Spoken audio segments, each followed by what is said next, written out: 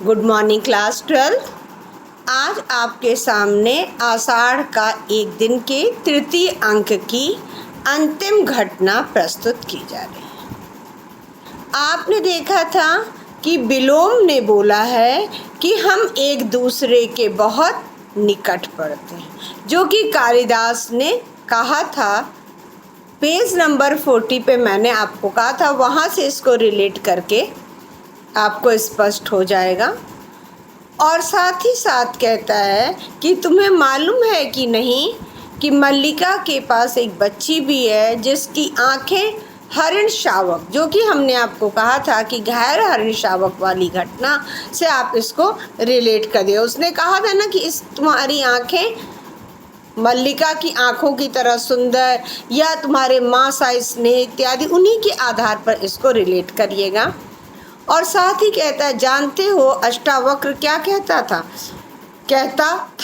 और साथ में ये भी कहता है कि अष्टावक्र तुम देखकर यह बताओ कि बच्ची की आकृति क्या सचमुच विलोम से मिलती है कि नहीं।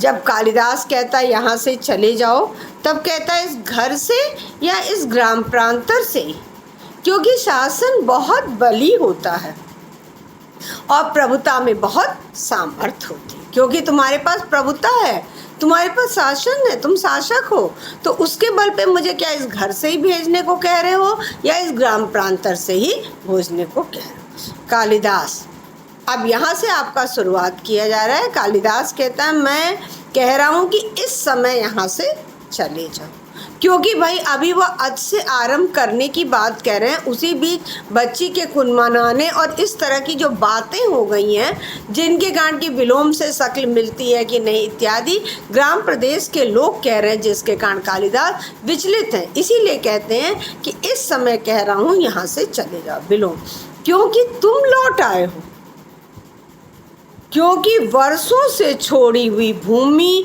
आज फिर तुम्हें अपनी प्रतीत होने लगी है। यहाँ पर वर्षों से छोड़ी हुई भूमि, हमने आपको शुरू में बताया कि स्त्री को एक वस्तु और एक सामग्री की तरह समझा जाने लगा। ठीक इसी प्रकार यहाँ पर भूमि शब्द किसको प्रयोग किया गया? मल्लिका को प्रयोग किया गया। अर्थात तुम वर्षों पहले इसे इस तरह से छोड़ करके चले गए थे। चाहे तुम ग्राम प्रदेश को कह दो, चाहे तुम मल्लिका को कह दो, दोनों के आधार पे आप स्पष्ट कर दीजिएगा। क्वेश्चन आंसर में आएगा कि तुम वर्षों पहले इस जगह को छोड़ करके चले गए थे और आज तुम जब लौट आए हो तो तुम्हें यह अपना प्रतीत होने लगा है, क्योंकि तुम्हारे अधिकार शाश्वत है। क्योंकि उसने यही कहा था ना कि मैं जब भी लौट करके आऊँगा सब कुछ वैसा ही पाऊँगा। इसीलिए कह रहा है ना कि तुम्हारा अधिकार शाश्वत है, कि तुम अब लौट करके आए हो तो तुम मुझे इस ग्राम प्रदेश से, इस मल्लिका के घर से, जहाँ से मर्जी वहाँ से तुम निकाल सकते हो। अब यहाँ से आपको संदेश है, इस संदेश को आप पॉइंट्स में बना लीजिएगा। 6 पॉइंट है फर्स्ट पैराग्राफ में। जैसे तुमसे बाहर जीवन की गति ही नहीं है, क्योंकि जीवन निरंतर चलता है। हमने आपसे कहा है ना कि झरना या झरकर कहता है रुक जाना ही मर जाना है। परिवर्तन प्रकृति का नियम है। और तुम्हारे लिए ये था कि नहीं, झरना ये नहीं कहता है, बल्कि मैं जब लौट करके आऊँगा सब कुछ वैसा ही पाऊँगा। ऐसा नहीं है, बल्कि जीवन में भी, जिसमें जीवन है, जिसमें प्राण है, उसमें गति है। तो तुम्हारे हिसाब से बाहर जीवन की गति नहीं है, तुम ही तुम हो और कोई नहीं। क्यों? क्योंकि तुम्हारा अधिकार शाश्वत है। तुम आज वर्षों से छोड़ी हुई भूमि में आकर के तुम कह रहे हो तुम यहाँ से चले जाओ, तो इसका मतलब ये कि तुम ही तुम हो और कोई नहीं। परंतु समय निर्दय नहीं है, अर्थात समय सबकी परीक्षा लेता है, तो इसलिए समय निर्दय नहीं है। उसने औरों को भी सत्ता दी है, अर्थात दूसरों को भी अधिकार दिए हैं, सिर्फ तुम्हें ही नहीं दिया। क्योंकि कहते हैं ना, समय का चक्र, समय जो है मुट्ठी में पकड़े हुए रेत की तरह है, वो किसी की प्रतीक्षा नहीं करता। लेकिन कालिदास को तो ये था कि वो समय को मुट्ठी में पकड़े थे, तभी तो वो कहते हैं ना कि मैं जब भी लौट करके आऊँगा सब कुछ वैसा ही पाऊँगा। इसीलिए उसने बोला कि उसने औरों को भी सत्ता दी है, अधिकार दिए हैं। वह धूप और नैवेद्य लिए घर की देहरी पर रुका नहीं रहा। अर्थात इस मल्लिका का घर या मल्लिका का जो जीवन हुआ है उस जीवन के लिए उसने बोला है कि वह देहरी माने जो दरवाज़ा है उस पर धूप और नैवेद्य लेकर के समय इंतजार नहीं कर रहा था, बल्कि समय ने दूसरों को भी सत्ता दिया, दूसरों को भी अधिकार दिया। तुम तो ये जानते थे कि तुम ही तुम हो, तुम्हारा अधिकार शाश्वत है, तुम जब भी आओगे समय बिल्कुल वैसे ही धूप और देहरी पर धूप और नैवेद्य लिए अर्थात पूजा की सामग्री लिए तुम्हारा इंतजार करता रहेगा। उसने औरों को अवसर दिया है, निर्माण किया है। निर्माण उस बच्ची के आगमन के लिए उसने कहा कि निर्माण किया है। तुम्हें उसके निर्माण से वितृष्णा होती है, अर्थात तुम्हें घृणा हो सकती है। क्यों? क्योंकि कालिदास के बारे में जो जो बातें विलोम ने कही थी वो सारी बातें कालिदास ने तो स्वयं अपने बारे में कह दिया है। इसलिए उसने कहा कि उसने औरों को भी सत्ता दी है, भले तुम्हें उसके निर्माण से वितृष्णा होती है, क्योंकि तुम जहाँ अपने को देखना चाहते थे, अर्थात जहाँ तुम अपने आप को देखना चाहते थे वह नहीं देख पा रहे। स्पष्ट हो गया? आप पहले जीवन में गति कर दीजिएगा। तुम ही तुम हो, अर्थात कोई नहीं, अर्थात अपना प्रभुत्व और सामर्थ्य के आधार पर। परंतु समय निर्दय नहीं है, उसने औरों को भी सत्ता दी है, औरों को भी अधिकार दिए हैं। तुमने तो ये सोचा था कि जो देहरी पर धूप और नैवेद्य लिए समय तुम्हारी प्रतीक्षा करेगा, बल्कि ऐसा उसने नहीं किया। उसने औरों को अवसर दिया और जो निर्माण किया उस निर्माण से तुम्हें वितृष्णा हो सकती है। क्यों वितृष्णा होती, तो कारण आप बता दीजिएगा। क्यों? क्योंकि तुम जहाँ अपने आप को देखना चाहते थे वहाँ अपने आप को नहीं देख पा रहे। कई क्षण उसकी ओर देखता रहता है, फिर हंसता है।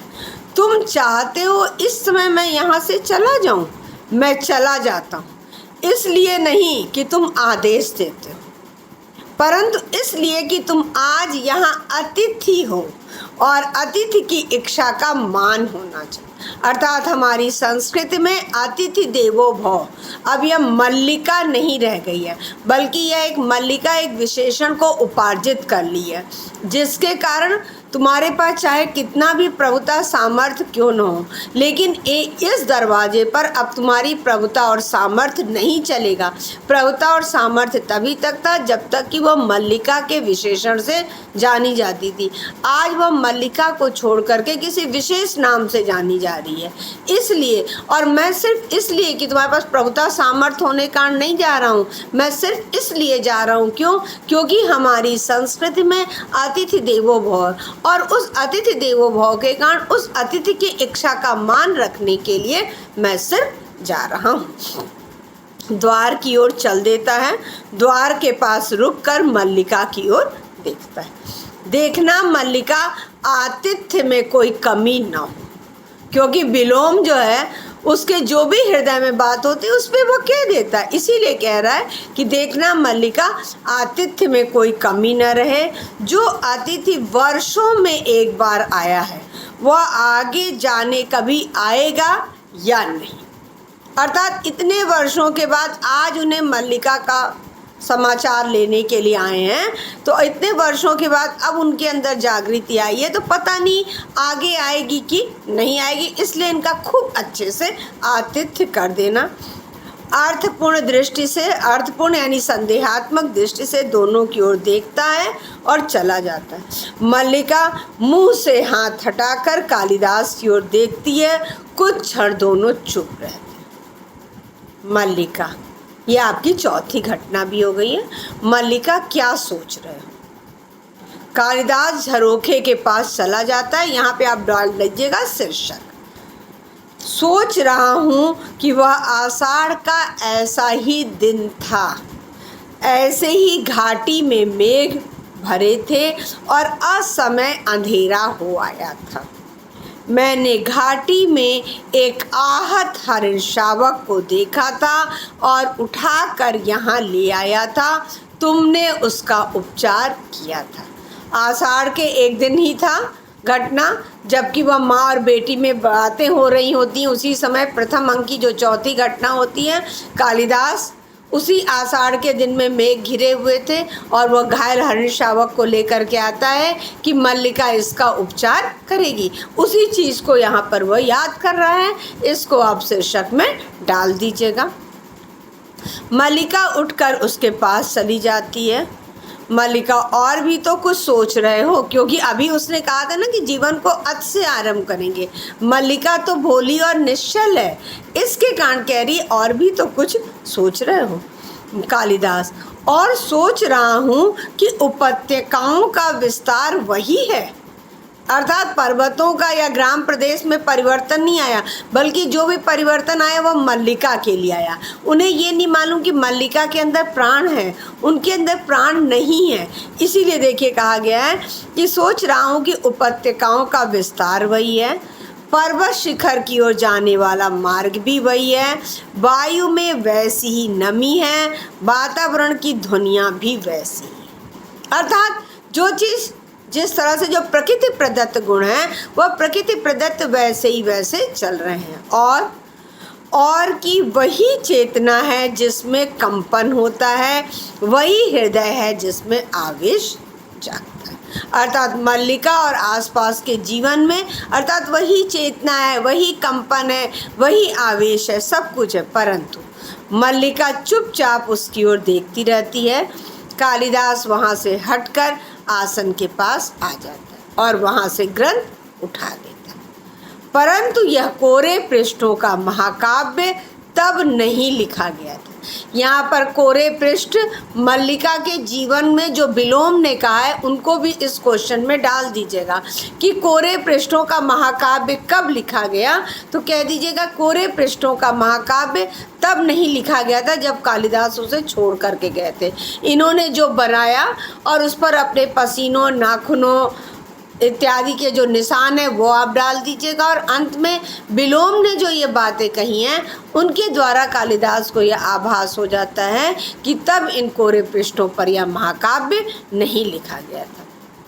मल्लिका, तुम कह रहे थे कि तुम फिर से अच से आरंभ करना चाहते हो, क्योंकि अभी उसने ये बात कही थी ना कि अच से आरंभ, तो कहता अभी तो तुम यही कह रहे थे ना अच से आरंभ करना चाहते हो। क्योंकि मल्लिका कालिदास का जो मन विचलित है इन सब बातों को सुनकर इसे वह नहीं समझ पा रही है। कालिदास निश्वास छोड़ता है। कालिदास, मैंने कहा था कि मैं अच से आरंभ करना चाहता हूँ।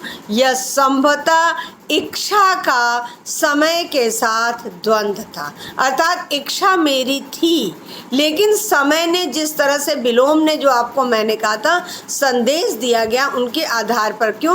क्योंकि इन्होंने तो यही सोचा था ना कि मैं जिस तरह से छोड़ करके गया हूँ मल्लिका को सब कुछ वैसा ही होगा। तो इसीलिए उन्होंने कहा कि मैं यह संभवतः मैंने कहा था कि मैं अच से आरंभ करना चाहता हूँ, लेकिन यह क्या था? मेरी इच्छा थी, और इच्छा का आज जो समय का जो परिवर्तन हो गया है उसके साथ द्वंद्व था। परंतु देख रहा हूँ कि समय अधिक शक्तिशाली।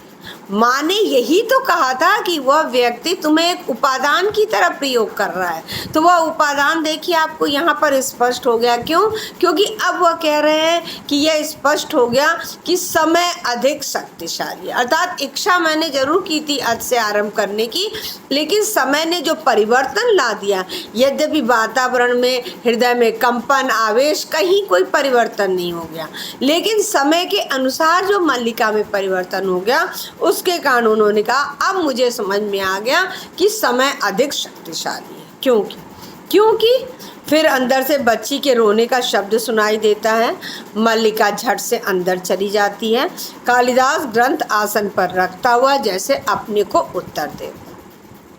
कालिदास, क्योंकि वह प्रतीक्षा। अब उन्हें यह आभास हुआ कि समय किसी की भी प्रतीक्षा नहीं करता। बिजली चमक, फिर शीर्षक है आपका जो कि आप डाल दीजिएगा। अगर ये 12.5 नंबर के क्वेश्चन में आता है तो आप कहाँ पर है उनको आधार बना के पहले अंक का, द्वितीय अंक का और तृतीय अंक में 2 जगह जो है उनके आधार पे आपका क्वेश्चन आंसर बन जाएगा। बिजली चमकती और मेघ गर्जन सुनाई देता है। कालिदास एक बार चारों ओर देखता है, फिर झरोखे के पास चला जाता। वर्षा पड़ने लगती है। वह झरोखे के पास आकर ग्रंथ को फिर एक बार उठाकर देखता है। और रख देता है। फिर एक दृष्टि अंदर की ओर डालकर ड्योढ़ी की ओर चला जाता है। क्षण भर सोचता सा वहीं रुका रहता। ये क्या है? अस्थिर मन ही तो है। वो बार बार ग्रंथ को देखना, ड्योढ़ी की तरफ जाना, घर के अंदर देखना, ये सब क्या है? अस्थिर चित्त है। वर्षा और मेघ गर्जन का शब्द पड़ जाता है। कुछ क्षणों के बाद मल्लिका बच्ची को वक्ष से सटाए अंदर आती है और कालिदास को न देखकर दौड़ती थी झरोखे के पास चली गई। मल्लिका कालिदास उसी तरह झरोखे के पास से आकर ड्योढ़ी के किवाड़ खोल देती है। कालिदास पैर बाहर की ओर बढ़ने लगते हैं, परंतु बच्ची को बाहों में देखकर जैसे वहीं जकड़ जाती। क्यों? क्योंकि उसने बता दिया था मेरा वर्तमान है।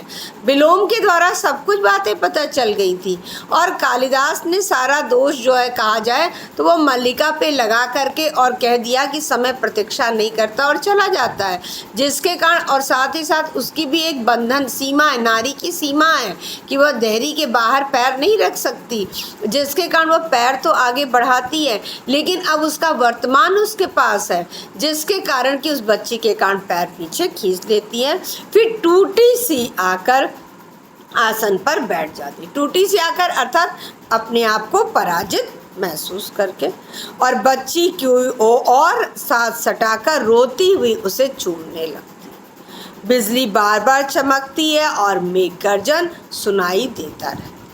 बिजली बार बार अनेक प्रकार के विचार की मैंने इस व्यक्ति के लिए क्या सोचा और यह व्यक्ति किस प्रकार का, इसीलिए कहा गया था उसने जो उसकी जो भावना थी वह पवित्र, कोमल और अनस्वर थी, लेकिन जो कालिदास के द्वारा जिस पात्र का दिखाया गया वह व्यक्ति का इच्छा का समय के साथ द्वंद्व जो उसने कह दिया कि इच्छा तो मेरी थी लेकिन जो समय ने जो परिवर्तन ला दिया उसके कारण मैं अपने आप को पराजित महसूस कर रहा हूँ। यहाँ तक आपका आषाढ़ का एक दिन प्रथम, द्वितीय और तृतीय अंक कंप्लीट हो गया है। आपका जो हाफ ईयरली एग्ज़ाम होगा उस हाफ ईयरली एग्ज़ाम में आपके तीनों अंक से क्वेश्चन आएगा। तृतीय अंक आप अच्छे से तैयार कर लीजिएगा। क्यों? क्योंकि इस बार आपको तृतीय अंक इम्पॉर्टेंट है। साथ ही साथ तृतीय अंक का जब भी आपका विद्यालय खुलता है आप अगर रिवीजन किए रहेंगे तो उसे हम लोग मिल करके पॉइंट वाइज कर लिया जाएगा ताकि आपका अच्छे से तैयार